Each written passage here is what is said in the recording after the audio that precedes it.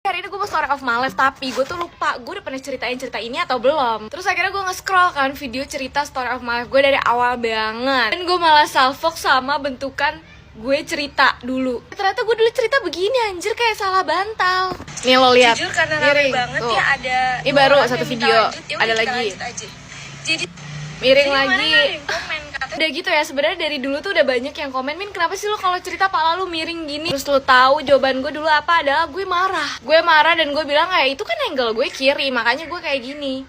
Angle kiri tuh pala lu harusnya begini, Min, bukan begini. Sumpah gue kalau mengingat itu kayak apaan sih lo, freak banget, Min. Jadi buat lo yang dulu pernah ngasih tahu gue terus gue malah marah jawabnya kayak apaan sih tuh angle gue, mohon maaf ya, gue juga gak nyadar kenapa gue begini. Harusnya lo begini aja, Min. Ngapa? Hai, jadi hari ini gue akan menceritakan cerita orang lain.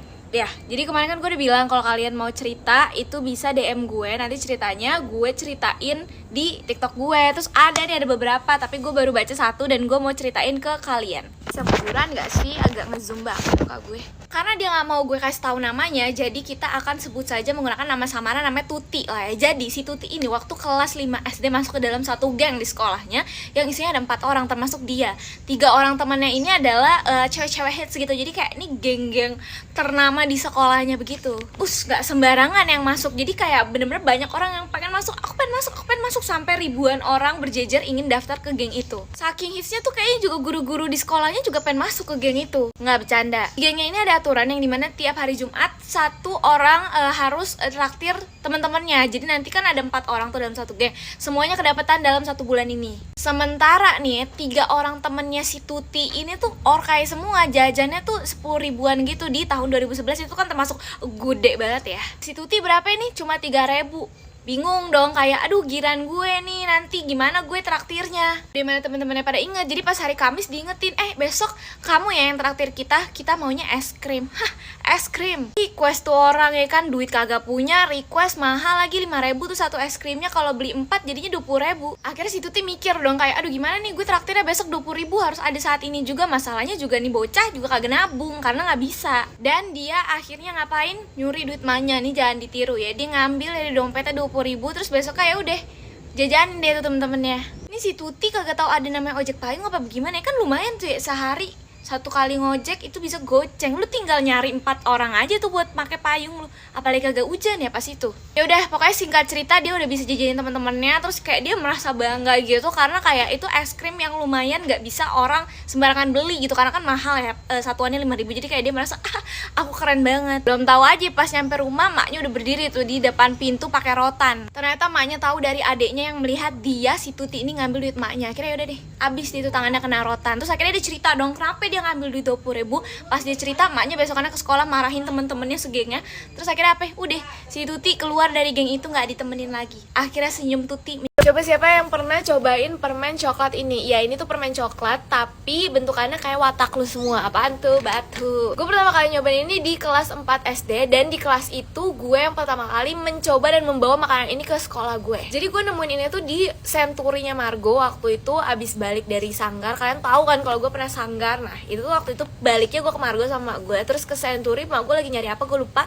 Terus gue melihat permen itu yang tadi, permen coklat. Gue melihat kayak sesuatu yang baru, unik, gue beli lah. Itu hari Minggu, besokannya ke sekolah dong. Gue bawa tuh permen dengan niat hati emang ingin pamer. Dan bener aja dugaan gue, teman-teman kelasan gue pada kepo kayak itu apa. Jadi pas istirahat gue makan kan, gue sengaja tunjukin ke mereka semua. Terus mereka kira gue makan batu. Gue bilang enggak, ini tuh permen coklat, lu mau nih cobain aja, gue kasih. Terus kayak mereka tuh langsung kayak seneng dan kayak wah keren banget ini makanan, kayak bentuknya lucu, unik, batu tapi ternyata adalah coklat. Karena gue melihat ekspresi mereka yang senang dan kayak gue jadi ikutan kayak gue keren banget bawa makanan ini. Ngerti gak sih, kayak pamer gue berhasil nih. Akhirnya gue kasih ke satu kelas tuh, gue suruh cobain semua. Gue beli cuma 1 bungkus ya, karena kan emang ya elah gue beli pakai duit gue sendiri, mana ada duit gue banyak. Itu kayaknya harganya tuh belasan ribu, hampir 20.000 apa 20.000 gue lupa, pokoknya lumayan lah gitu. Karena itu gue beli pakai duit tabungan gue.